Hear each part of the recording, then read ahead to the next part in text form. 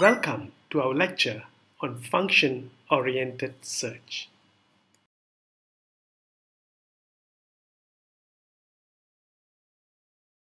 Function-oriented search is about adaptation. As you know, in TRIZ, there are 5 levels of problem solving, and only level 5 problem is an entirely new invention. But most of the others are adaptations. And similarly, function-oriented search will involve an adaptation. TRIZ has always taught us that we can borrow ideas from other industry areas where a particular problem was solved before. And the best place to look for ideas is actually the patent database of Mother Earth. So, function-oriented search gives us a systematic way to borrow ideas from past inventors, the ingenious ideas of people who have solved critical problems can now become a resource for us to make use of. As an example, we can see that an idea from agriculture could be used to solve now a manufacturing problem that we are facing. It was also noted in the video that we now move away from object-oriented search as the term he used, but I would prefer to call it direct object search, to function-oriented search. Direct object search here is what we do when we search on Google or other search engines. And we normally get 1 million hits. And having 1 million hits when we are only looking for one specific resource is wasting our time and causing us to continue searching and searching and searching. So on the other hand, TRIZ teaches us an innovative way where we have a target concept in mind. We are looking for a particular function. We're looking for a guide for a particular type of solution is exactly what we need. And that's exactly what function-oriented search allows us to do. And I just now would like to refer to Oleg Ferguson's definition. He says that function-oriented search is a problem-based tool based upon identifying existing technologies worldwide using a function criteria. Function-oriented search consists of 3 steps: generalization, search, and focusing on a leading area. So what do we mean by leading area? As you saw in the video, you would have noticed that it is an area where solving a particular technological problem is a matter of life and death.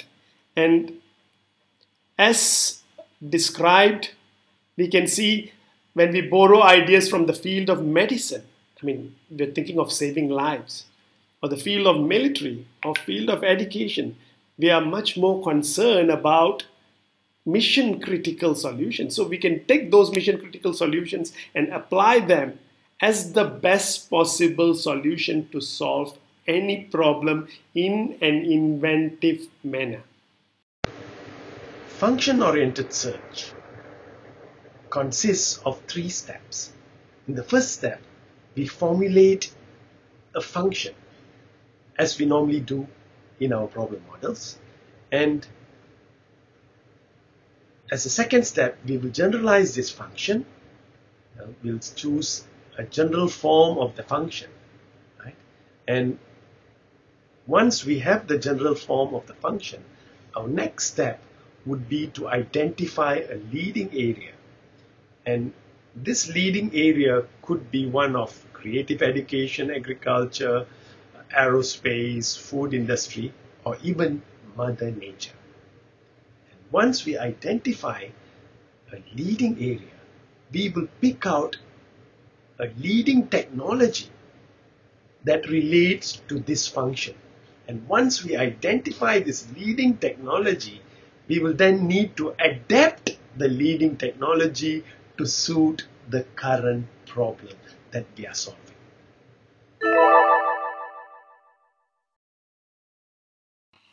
Case study 3. Case study number 3 looks at the hair dye process. So we are looking at a problem where permanent hair dyes tend to have an allergic reaction to the scalp. So the main problem here, as can be seen here, is that this chemical which is associated with permanent hair dye ingredient, well, causes harm. And in order to avoid the harm, we really need to find a better way of hair dyeing which does not cause any side effects, at the same time performs the main useful function of turning the pigments of the hair to another color.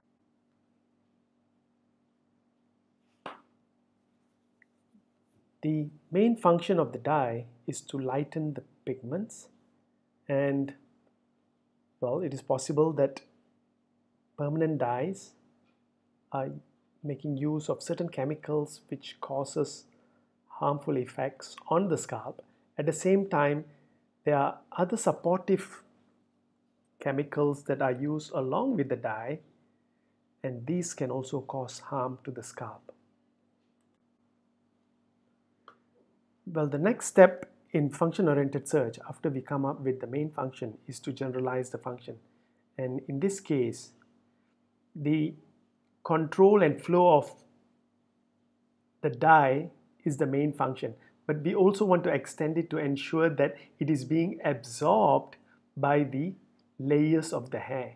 So this becomes the generalized function. I mean, the specific function would have involved the flow of the dye itself, and the generalized function, which could be mapped to any other leading area, sounds like control and flow and absorption of substance. After deciding on the generalized form of function, our next task is to identify technological ideas based on leading areas. So let's just take a look at the generalized function once more. Here we see we have decided on control the flow and absorption of substance. And in selecting the leading area, earlier I've told you that it could be in the area of military, it could be in the area of medical, or it could be in the area of agriculture. I mean, these areas could have a solution where we can borrow an idea. And I will leave it to all of you to explore some examples of controlling and flowing the absorption of substance as used in any of those leading areas. Now, for this case study, however, we will use Mother Nature as the database where we will borrow ideas to solve our problem. So the leading area that we have selected is nature itself. And to help us, we need to look at possible ideas, and somehow, well, it might be difficult for us to go out into the wilderness and start looking at nature's wonders. So there's a tool that can help us, and in this case, asknature.org is a tool that I recommend. And as you can see here, you could use a keyword, and for any keyword that you give, a list of suggestions is shown, and it can also be graphically shown as you see here.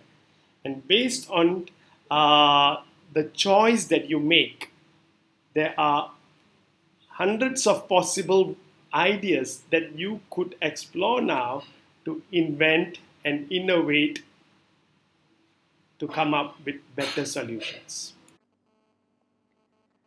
Now, to help you to model your answer, well, I have presented this table once again, and you saw the previous case of whitening teeth is also presented here with an empty column. Now, the reason why the previous case is presented here is so that you can use it as an example or a guide and you know what to do for the current case study.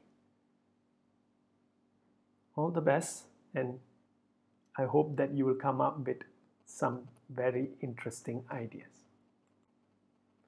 The references used for the current case study includes the first three, and asknature.org could be used for all the problems that we have seen so far. Thank you, and I hope that this lesson has been enriching.